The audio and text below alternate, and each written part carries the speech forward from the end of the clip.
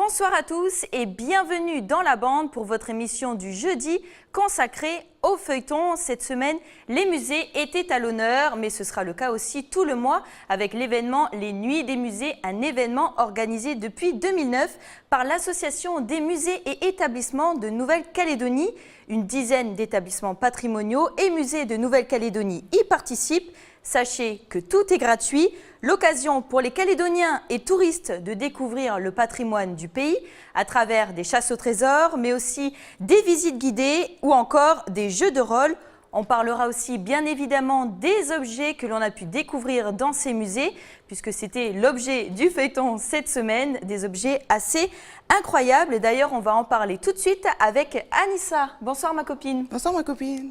Anissa, tu es avec nous puisque tu as participé à la réalisation du feuilleton, où tu as découvert l'ancêtre de la machine à café, si on peut dire. On le découvrira tout à l'heure.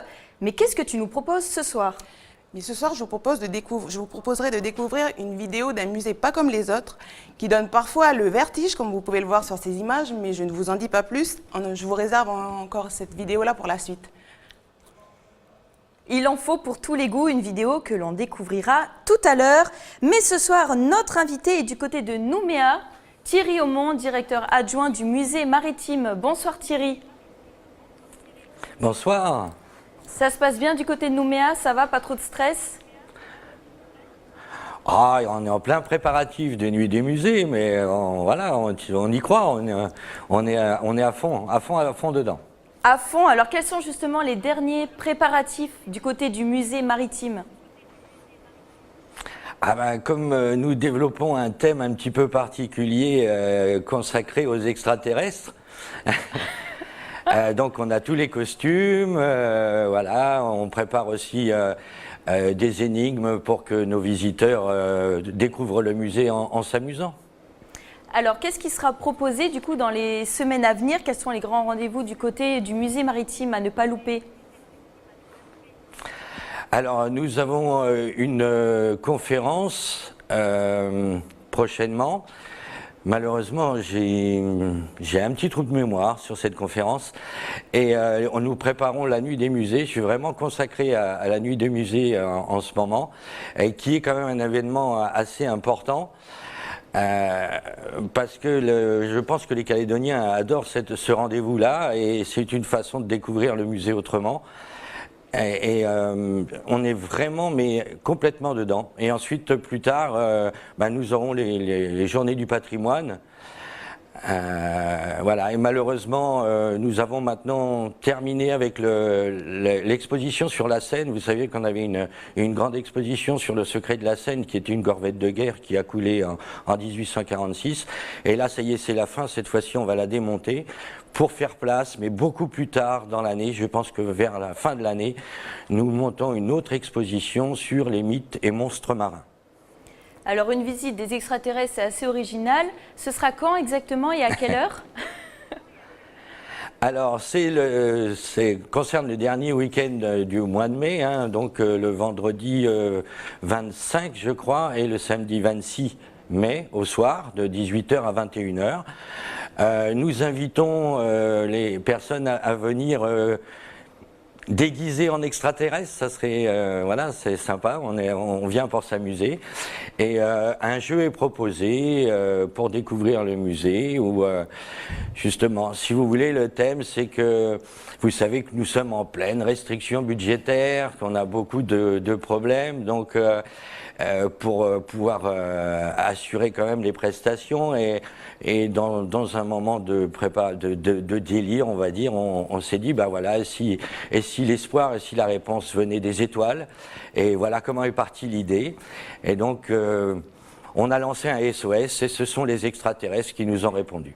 Bon, avec Anissa, on viendra peut-être en secoupe volante alors, certainement. En tout cas, l'année dernière, vous savez combien vous avez eu de visiteurs à peu près pour cet événement, pour les Nuits des musées ? Alors, l'année dernière, on n'a pas tout à fait touché les 1000 visiteurs en 2 soirées, hein, parce que ça se passe sur 2 soirées, vendredi soir et samedi soir. Et on a flirté avec les 1000, on n'a pas touché tout à fait les 1000, mais c'est vraiment un événement, les Nuits des musées, qui attire beaucoup de monde, voilà. Cette année, vous attendez un peu plus de monde ? Ben, en espérant qu'on fasse plus. L'objectif 1000 en puisque, tout cas. Bon, l'entrée... Objectif 1000, oui, on essaye, oui, on essaye.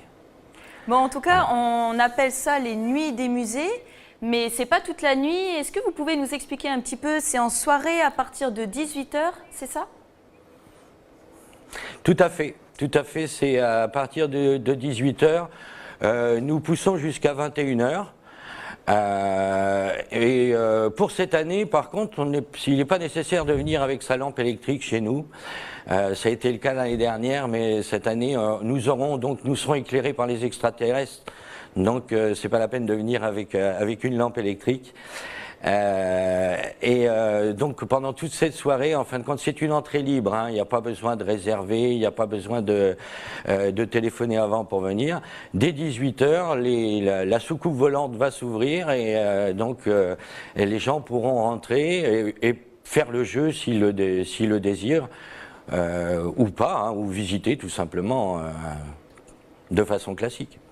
Donc pour un peu de science-fiction, n'hésitez pas à vous rendre du côté du musée maritime.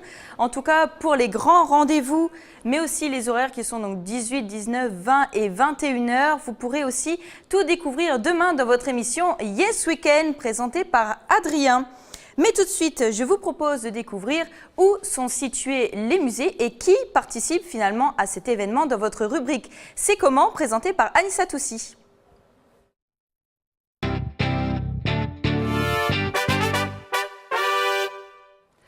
Eh bien, pour commencer, je vous propose de regarder cette carte. Au pays, on compte une dizaine de musées et lieux patrimoniaux. Comme vous pouvez le voir, presque tous sont en province sud. Le seul endroit en province nord qui fait des expositions se trouve à Koné, au centre culturel Pomemi. Il participe d'ailleurs cette année pour la première fois à cette nuit des musées. Le centre culturel Pomemi, qui est une ancienne maison coloniale qui a été rénovée par un médecin et rachetée par la province nord. On peut y retrouver le berceau historique de l'identification du Lapita. Et le centre culturel Pomemi n'est pas le seul lieu. Il y a aussi d'autres musées et lieux, surtout en province sud, comme le musée de la ville de Nouméa, le musée maritime, le musée de la mine de Thio et le musée de Bouraï. Vous pourrez retrouver le programme et les détails à l'adresse qui s'affiche en dessous. Mais pour ces musées, combien y a-t-il d'objets en tout historiques et incroyables qui se trouvent à l'intérieur? Donc, on compte presque 20 000 objets au musée de Nouméa, et au musée de la Nouvelle-Calédonie, et au musée maritime. Alors, je me posais une question, Thierry. À partir de quand est-ce qu'on considère qu'un objet est historique et qu'il peut être exposé dans un musée? Ah, ça, c'est une bonne question. Je vous remercie de me l'avoir posée. Alors, à partir de quand?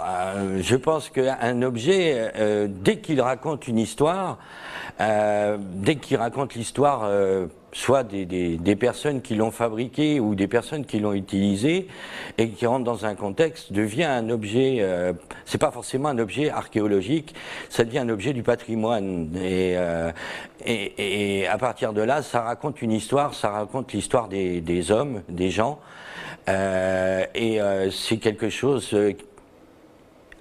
qui sert à garder la mémoire, en fin de compte, la mémoire intacte. Donc par exemple, je pense pas qu'il y ait une notion de temps, en fait. Si on a des objets avec Anissa chez nous qui sont très très très anciens, est-ce qu'on les apporte directement au musée? Comment ça se passe?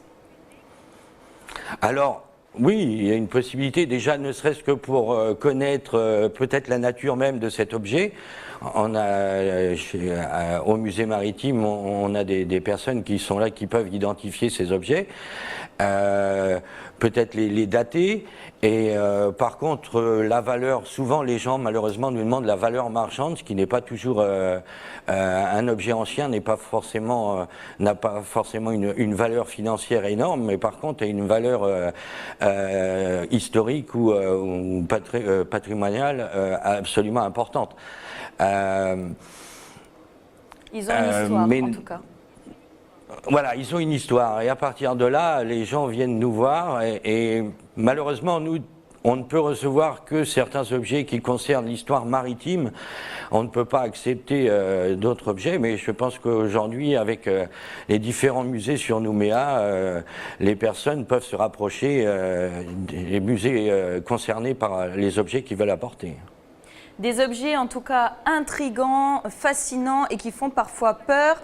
On en a découvert pour notre feuilleton durant toute la semaine et notamment la guillotine, un objet que vous n'avez heureusement pas connu. Anissa, où est-ce qu'elle se trouve cette seule guillotine? Oui, bien, tu as raison, c'est la seule guillotine du pays et il n'y en avait que 2. Et celle-ci, elle se trouve au musée de Bourail et elle est arrivée au pays en 1902 et c'est assez impressionnant. Regardez ce reportage qui a été diffusé dans votre journal télévisé lundi soir. Le bourreau de l'époque, M. Massé, il aura cette responsabilité au fait de s'occuper de la guillotine, de faire en sorte à ce qu'elle fonctionne. Donc à chaque fois que la guillotine se déplaçait, lui aussi se déplaçait avec elle. Hein. On va placer la tête du condamné, et ensuite ça on le rabat hein, sur le cou au fait, du condamné. Et ensuite on va... L'escalier qui est ici, c'est ce qui permet de lever, d'aller jusqu'en haut pour le bloquer, hein, donc avec la corde.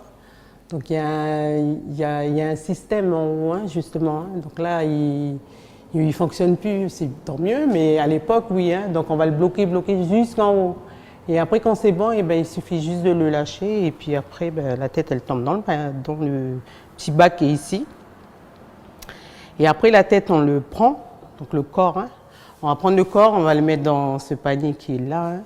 Donc la tête, on va prendre et on va le mettre, la tête entre ses cuisses. Donc entre les cuisses de son corps, quoi. Donc c'était quand même assez atroce à l'époque. Anissa, cette guillotine, est-ce que tu l'as déjà vue au musée de Bourail? Non, je l'ai jamais vue, mais c'est vraiment horrifiant. C'est impressionnant, surtout que c'est vraiment la seule du pays. Thierry, vous avez eu l'occasion de la voir? Alors, au musée de Bourail, non, mais je me souviens que lors d'un petit tour de Calédonie, en faisant visiter ma famille, on a eu l'occasion de voir une guillotine. C'était peut-être celle-là, d'ailleurs, qui était à Fortérimbat à cette époque. Alors à Fortérimbat, apparemment, dans le reportage, on a appris que c'est la réplique de la première guillotine. Donc en fait, celle de Bourail, c'est vraiment la seule.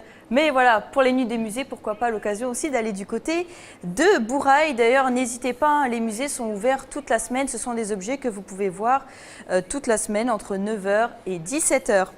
En tout cas, ce soir, on va en avoir des histoires. Pour la guillotine, j'ai appris aussi l'histoire du bourreau Massé. Est-ce que tu savais, Anissa, que utiliser la guillotine et malheureusement guillotiner les gens, c'était un métier? Non, je ne savais pas. J'espère qu'il était bien payé, le bourreau. Il était payé 14 francs. À l'époque, c'est quand même beaucoup. Bon, en tout cas, je ne vous en dis pas plus. Je vous propose de regarder tout de suite votre rubrique « C'est dans la boîte ».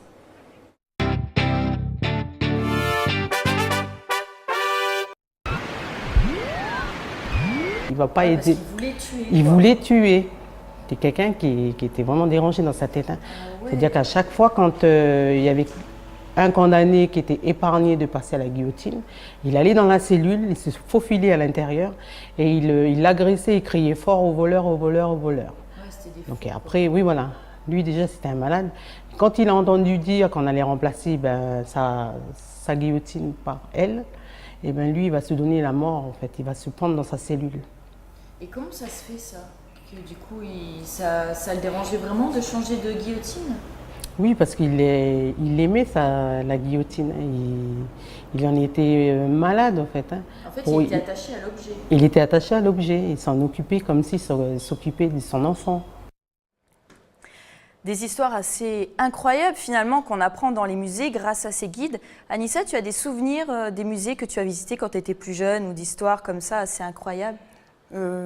Pas trop des histoires, mais je me souviens une fois j'étais allée au musée de la Seconde Guerre mondiale à Nouméa, en ville, et ce qui m'a impressionné, enfin ce qui a attiré mon attention, c'est une liste qui était exposée, c'était un des objets exposés dans ce musée, une liste des soldats qui avaient participé, des soldats calédoniens qui avaient participé à la Seconde Guerre. Et moi je suis restée presque 1 heure à regarder cette liste pour voir si j'avais de la famille ou si je connaissais des gens, des noms de famille. Mais c'est vrai qu'on n'a que ça à faire, rester 1 heure devant une liste à regarder des noms. Mais c'est vrai que moi, c'est surtout le musée de la Seconde Guerre mondiale qui m'a marqué, je ne sais pas pourquoi. Moi, je faisais toujours l'andouille et j'étais toujours derrière, parmi les dernières. D'ailleurs, je me souviens m'être vraiment cassé la figure dans les grands escaliers en bois, donc ça m'a bien choqué. Mais c'est vrai que les vieux objets, avec même, il y a encore les odeurs finalement qu'on retrouve dans les scènes recomposées, avec les vieux casques, les vieilles balles. Thierry, est-ce que vous, il y a un objet historique qui vous marque en particulier, qui vous a marqué dans votre vie ? Un objet qui m'a marqué, un objet de notre musée ou vraiment en général en dans général, tous les musées vraiment que j'ai pu... En général, j'aime assez tous les outils, en fin de compte, les vieux outils, tous ces objets qui servent à fabriquer, à exprimer peut-être aussi un art.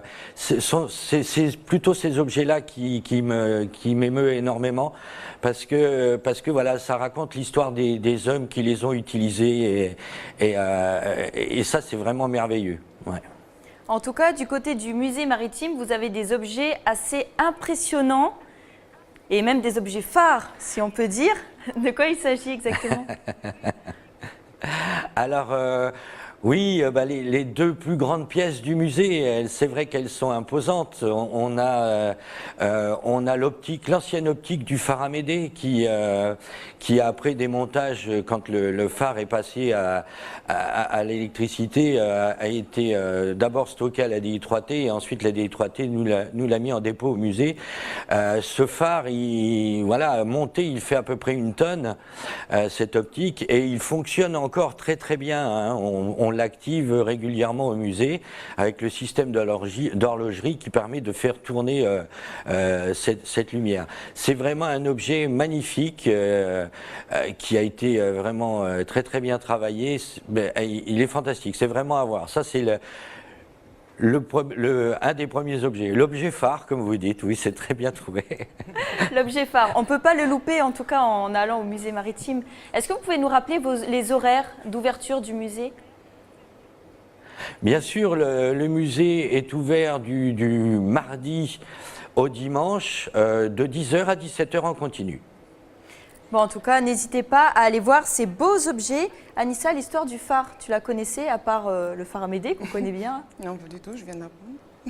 Bon, en tout cas, la massue bec d'oiseau, ça ne t'est pas indifférent? Oui, la massue bec d'oiseau, bien sûr, je l'ai connue grâce à Duke, notre collègue et ami, qui s'est immiscé au cœur du musée de la Nouvelle-Calédonie et il a pu recueillir une histoire très singulière. Je vous propose de regarder cet extrait du reportage qui a été diffusé ce soir dans notre journal. Enfin, il est arrivé après le contact avec les Européens parce que là on voit du tissu.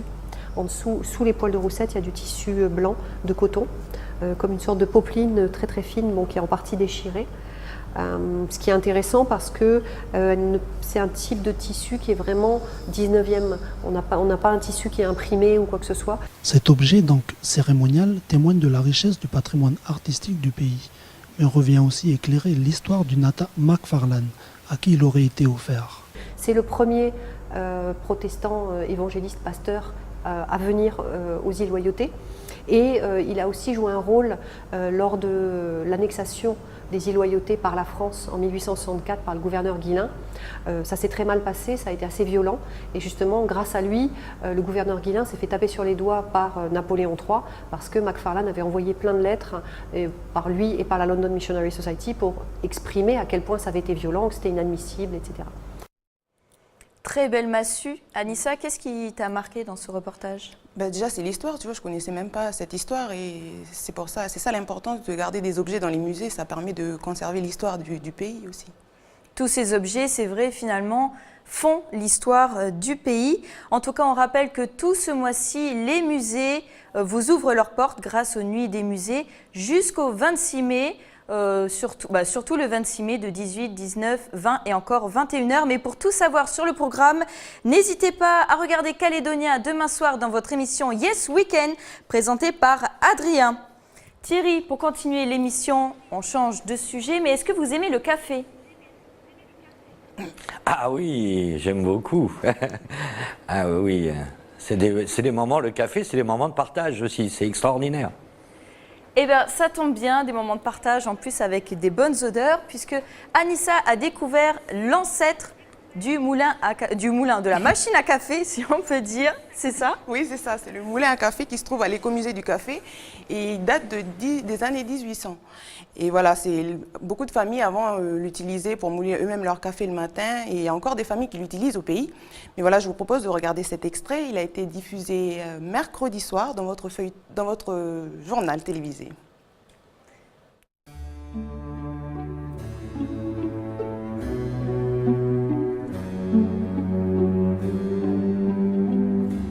Ces objets-là font partie un petit peu de notre passé et de notre patrimoine. Celui-ci, c'est un moulin Peugeot Frères.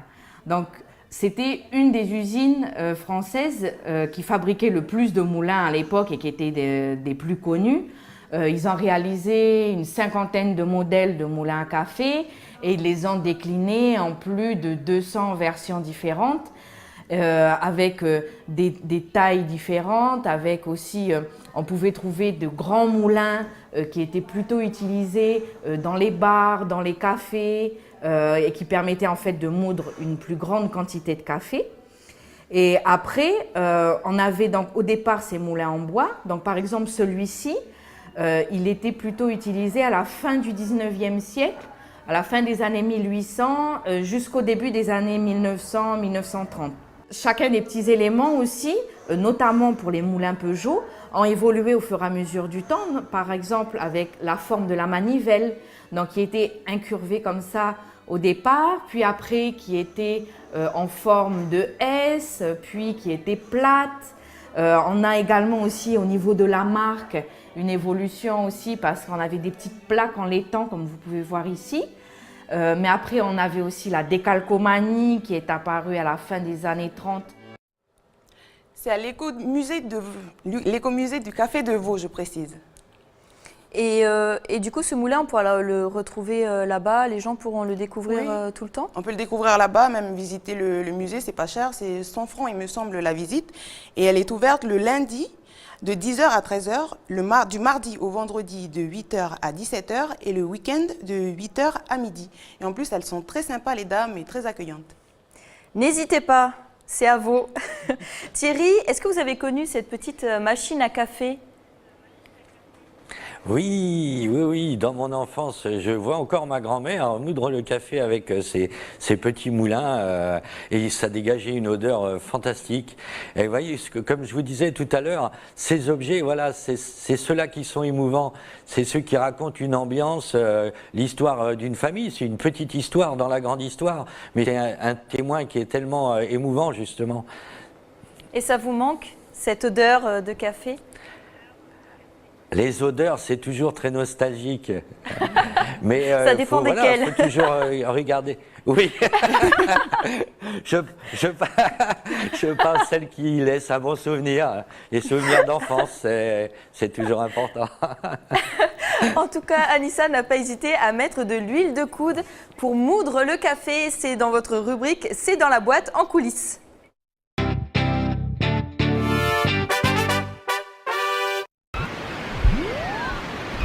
Et puis, on va le placer entre les cuisses D'accord. pour pouvoir le maintenir correctement et pouvoir avoir de la force pour pouvoir tourner la manivelle. Et en fait, auparavant, c'était souvent dans les familles les enfants qui réalisaient la mouture du café après l'école ou pendant les week-ends. C'était un petit peu la corvée pour certains. Mais voilà, je pense que ça va rappeler des souvenirs à beaucoup de personnes. Ça travaille, hein. Il faut travailler le bras. Voilà, donc il fallait quand même avoir une bonne poigne et puis voilà, de la force pour pouvoir le faire. Pas évident finalement hein, pour moudre. J'ai des muscles. Oh, attention. Mais j'ai remarqué que du coup, tu étais plus musclé quand même. En tout cas, tu as pu déguster le café après? Oui, j'ai pu le déguster, il était très bon. C'était du Robusta. C'était du café Robusta qui venait d'un petit producteur de Ponériouin. Il était très bon. On le voit sur ces images d'ailleurs. On sent encore l'odeur de café. Et tu en as pas ramené pour tes collègues? très bon, c'est pas cher à l'écomusée. Tu nous en feras en tout cas, même si moi je ne bois pas du café, mais c'est vrai que j'adore l'odeur du café. Et oui, entre les moulins à café ou encore les phares, il y a aussi les tableaux du côté du centre culturel Pomémie à Koné. Ils participent d'ailleurs pour la première fois aux Nuits des musées. Vendredi dernier, les visiteurs sont venus nombreux pour découvrir la maison coloniale et l'exposition des femmes avec une vingtaine de tableaux. C'était très intéressant. Les gens ont d'abord dû résoudre des énigmes dans l'obscurité pour pouvoir à la fin éclairer la pièce et découvrir l'exposition des femmes. J'ai donc profité du moment de la chasse au trésor pour me glisser dans la salle d'exposition. On peut voir d'ailleurs le petit bonhomme là qui s'en va avec son petit panier. Il était trop rigolo. Paula Boagoni, une artiste peintre, j'ai pu du coup la découvrir. Elle m'a raconté l'histoire de son tableau intitulé Café Yengen, un reportage diffusé lundi soir dans votre journal. Regardez. Aujourd'hui encore, il existe des familles qui sont issues de ce peuplement-là, de ces migrations-là. Et qui sont aussi parmi les membres de ma famille.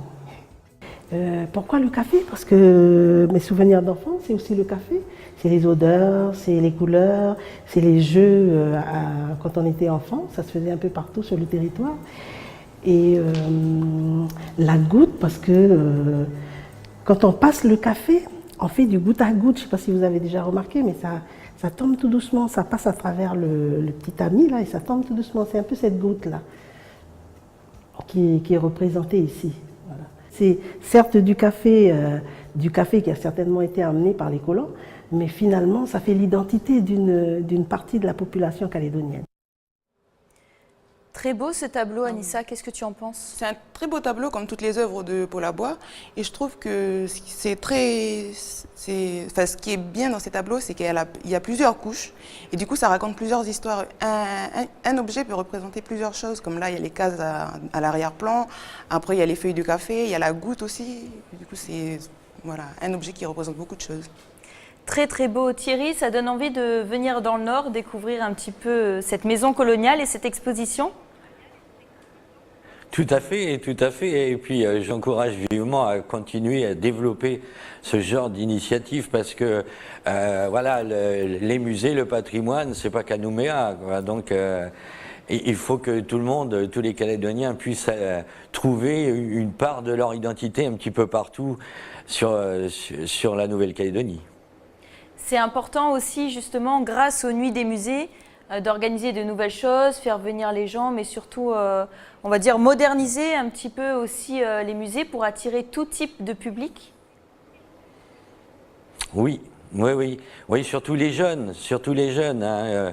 Nous, au musée maritime, c'est vrai qu'on a un objectif, c'est le musée pour tous, et les jeunes en font partie, et les enfants.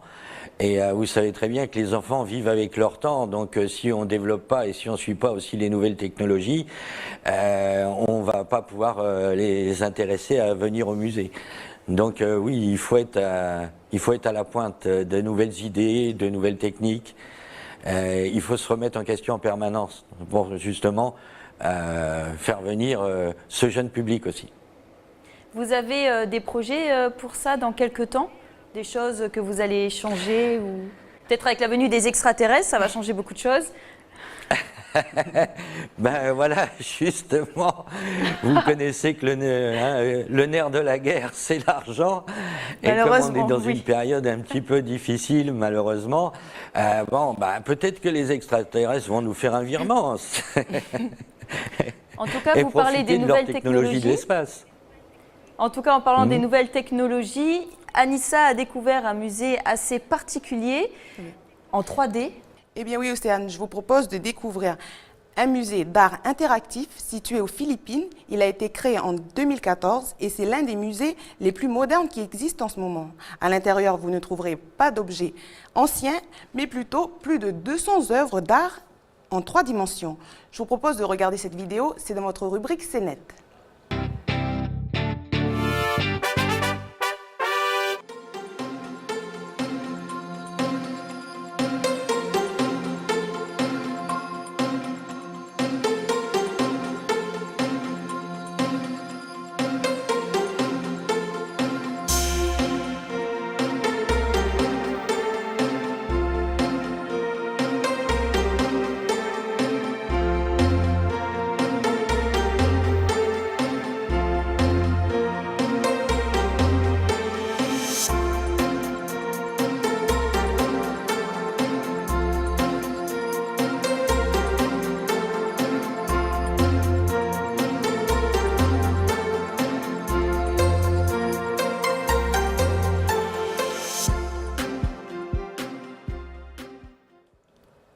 Thierry, c'est incroyable quand même, on a l'impression d'être dans le tableau.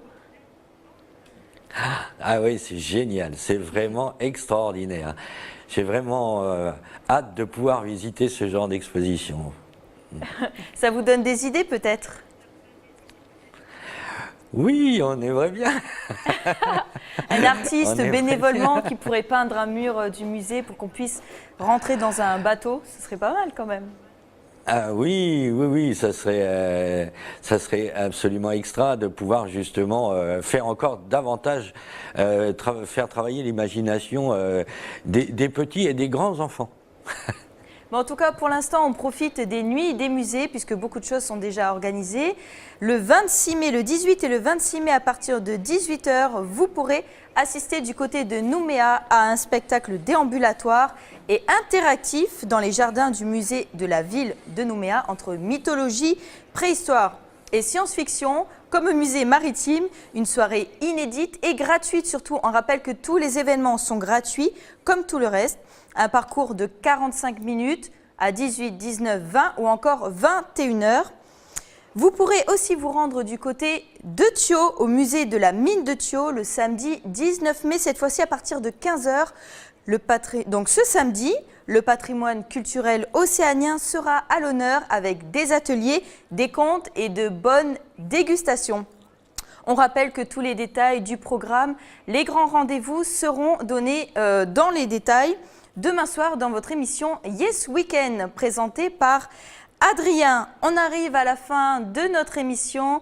N'hésitez pas à vous rendre aux nuits des musées. C'est quand même des événements qui permettent de découvrir l'histoire du pays et les histoires des musées. Merci Thierry d'avoir fait partie de la bande ce soir.